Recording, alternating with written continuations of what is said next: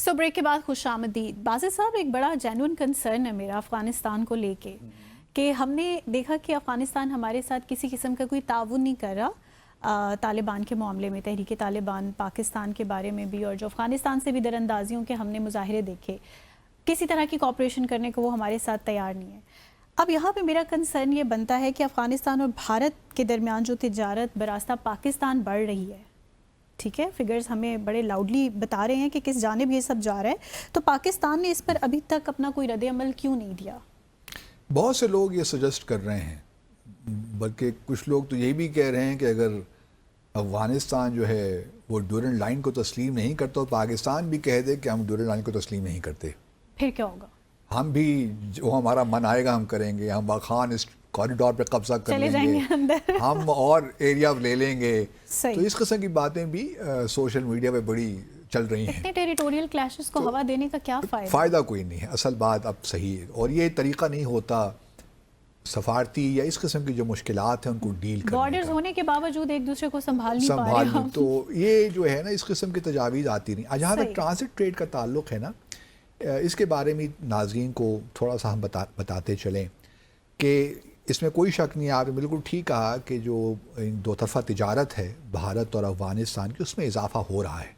اور خاص طور پہ اگر آپ 2023-2024 کی درآمدات دیکھیے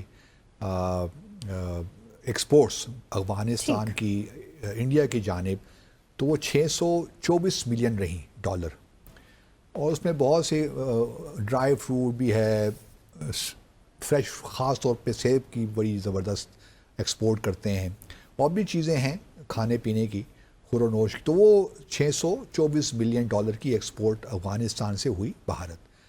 اور بھارت نے جو ایکسپورٹ کی اس کی ویلیو ہے تقریباً $355 ملین 2023-2024 میں. اب بہت سے لوگ, جس نے آپ نے یہ سوال اٹھایا کہ اگر ٹی ٹی پی کے معاملے میں, اور ہر روز ہمارے ہاں شہادتیں بھی ہو رہی ہیں, بالکل ہمارے فوجی جوان بھی مارے جا رہے ہیں, شہید ہو رہے ہیں, ہم بھی اپنا حساب پورا کر رہے ہیں, لیکن یہ صورتحال زیادہ عرصے چلنی نہیں چاہیے میرے خیال میں. نہ جانے کب تک چلے گی, لیکن میں ہمیشہ یہی کہتا رہا ہوں کہ ہماری سفارتکاری میں کہیں کمی بیشی ضرور ہے, جو مجھے لگتا ہے. ممکن ہے میں غلط بھی ہوں, لیکن میرا یہ احساس ہے کہ ہمیں کچھ تھوڑا بہت ریکیلیبریٹ کرنا چاہیے how to deal with Kabul. اچھا, اب یہ ٹرانزٹ ٹریڈ دیکھیے, یہ کوئی آج نئی بات نہیں ہے. ٹرانزٹ ٹریڈ پہلے بھی ہم بند کرتے رہے ہیں کچھ عرصوں کے لیے, کیونکہ یہ جو ٹرانزٹ ٹریڈ ہوتا رہا ہے پاکستان کے تھرو, کیونکہ افغانستان لینڈ لاکڈ کنٹری ہے, تو ہماری کچھ بین الاقوامی اوبلیگیشنز بھی ہیں. پہلے تو اگر آپ دیکھیں تو کنونشن آن ہائی سیز ہے 1958 کا, اس کے تحت ہمیں جو بھی لینڈ لاکڈ کنٹری ہوتا ہے اور جو اس کا نیبر اگر لینڈ لاکڈ کنٹری نہیں, تو اس کی زمین کو استعمال کیا جا سکتا ہے ٹرانزٹ ٹریڈ کے لیے. ہماری پورٹس بھی استعمال ہوتی رہی ہیں, تو ہمیں اس سے ہمیں پرابلم کوئی نہیں ہے. لیکن ہوا یہ ماضی میں, اور ابھی بھی ہو رہا ہے, کہ افغانستان کے لیے جو گڈز جاتی ہیں نا کراچی سے ٹرانزٹ ہو کے ترخم کے ذریعے یا بلوچستان کے ذریعے, وہ وہاں سے جا کر پھر پاکستان واپس آ جاتی ہیں. تو اس پہ جو ڈیوٹیز وغیرہ ہوتی ہیں وہ ہم نہیں دینا پاتے, اسمگل ہو کے واپس آ جاتی ہیں, اور خیبر پختونخوا بلکہ پورے پاکستان میں وہ ارزاں نرخوں میں مل جاتی ہیں آپ کو قیمتوں میں. تو اس سے پاکستان کی اکانومی کو بہت لاسز ہوئے, ابھی تک ہو بھی رہے ہیں as a matter of fact, کیونکہ بہت سی چیزیں ہیں, ایسی چیزیں آتی ہیں جو کہ افغانستان میں مارکیٹ میں آپ کو ملتی نہیں. مطلب ایک سے ایک, جرمنی سے بھی آ رہی ہیں تو یو ایس سے بھی آ رہی ہیں, وہ ساری چیزیں آپ کو پاکستان کی مارکیٹ میں مل رہی ہوتی ہیں. تو یہ ایک ہمیشہ سے پرابلم رہا ہے. تو ہمارا جو پہلا ان کے ساتھ ٹرانزٹ ایگریمنٹ ہوا وہ 1965 میں باقاعدہ ایک ایگریمنٹ ہوا. اس میں یہ تھا کہ پاکستان, ہم نے اجازت تو تھی جو ہماری انٹرنیشنل اوبلیگیشنز تھیں, لیکن ہم نے اس میں جو تھا نا کہ پاکستان کے ہی ٹرکس جائیں گے ترخم تک یا بلوچستان میں, اور وہیں پہ آف لوڈ ہوگا, وہی لوڈ کریں گے. تو افغان ٹرکس کی اجازت نہیں تھی کہ وہ پاکستان میں کمیوٹ کریں, اپلائی کریں.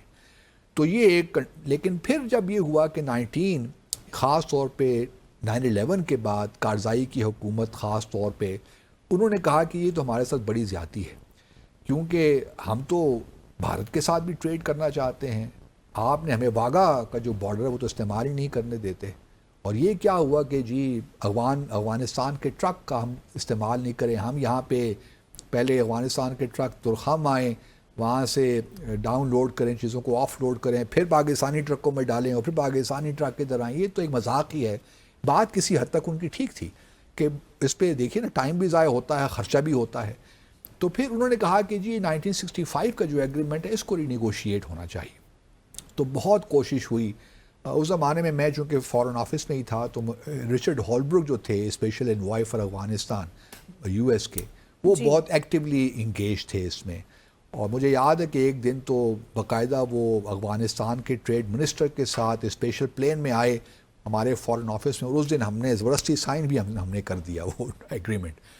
تو وہ اب جو نیا ایگریمنٹ ہے جو 2010 میں ہوا, اس کے تحت ہم نے پھر الاؤ کیا کہ افغانستان کوئی فروٹ یا فوڈ آئٹمز جو ہیں وہ واگا تک اپنے ٹرک میں لائے گا, واگا میں آف لوڈ ہوں گی چیزیں, لیکن واپسی پہ وہ کچھ لے کر نہیں جائے گا. مطلب بھارت کی ایکسپورٹس کی ہم نے اجازت نہیں دی, کیونکہ بھارت ابھی تک رونا رو رہا ہے نا کہ پاکستان کیوں اجازت نہیں دیتا ہمیں لینڈ جو روٹ ہے اس افغانستان کے ساتھ تجارت کرنے کے لیے. اصل بون آف کنٹینشن یہی ہے. ہم تو کہتے ہیں کہ جہاں تک افغانستان کی بات ہے ہم نے فیسیلیٹیٹ کر دیا ہے. ان کی جتنی بھی ایکسپورٹس واگا کے تھرو ہوتی ہیں ہمیں کوئی پرابلم نہیں ہے. افغانستان کے ٹرک آتے ہیں واگا تک, وہاں سے پھر آگے وہ جو ہے بھارت کے ٹرکس میں لوڈ ہو کے چلے جاتے ہیں.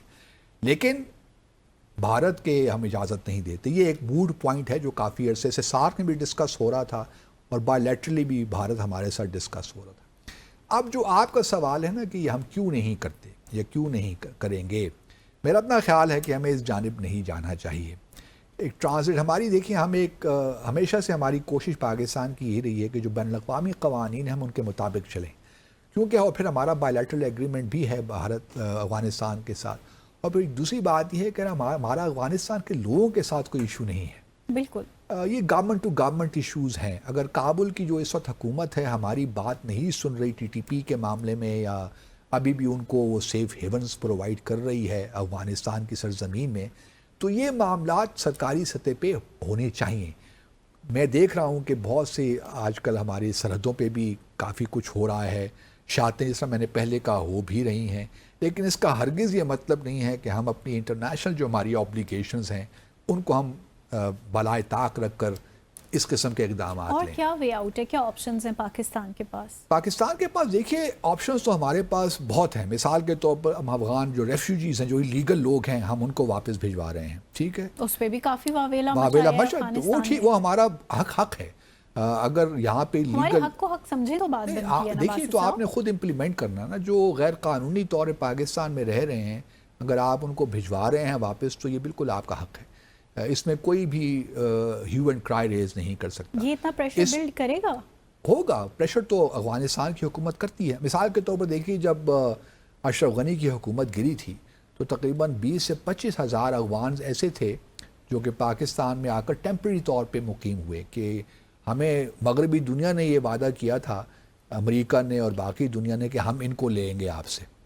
ٹھیک ہے, اور یہ ان کو آپ عارضی طور پہ رکھیے. وہ عارضی طور پہ رکھتے رکھتے آج 2-3 سال ہو گئے ہیں کہ وہ ادھر ہی پڑھیں. اب ہم نے جون تک شاید ان کو کوئی ڈیڈ لائن دی ہے کہ جون تک یہ اگر امریکہ تو خیر اب لے گا ہی نہیں. امریکہ نے تو سارے آفیسز ہی بند کر دیے اور انہوں نے تو بڑا کلیئرلی کہہ دیا کہ ہمیں یہ لوگ نہیں چاہیے. اور پھر میونخ میں جو پچھلے دنوں وہ میونخ سیکیورٹی کانفرنس ہوئی اور اس میں افغان نے ایک گاڑی چڑھا دی, اس سے 2 ہلاکتیں بھی ہوئیں.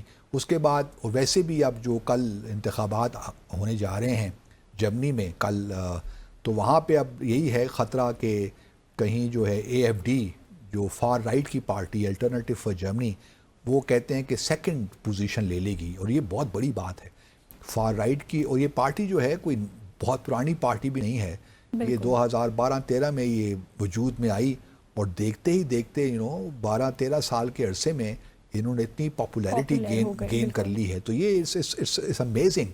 اب دیکھنا یہ ہے کہ کل جو انتخابات ہوتے ہیں یہ دوسری بڑی پارٹی کے طور پہ مرج ہوتی ہے AFD کے نہیں, کیونکہ اس وقت جو کرسچن سوشلسٹ ڈیموکریٹس ہیں, اولف شولز کی جو پارٹی ہے, اس کافی ان کے لیے مسائل ہیں. کرسچن ڈیموکریٹ جو ہیں وہ کہتے یہی ہیں کہ وہ CDU ول ایمرج ایز، جو انگیلا مارکل کی پارٹی تھی نا.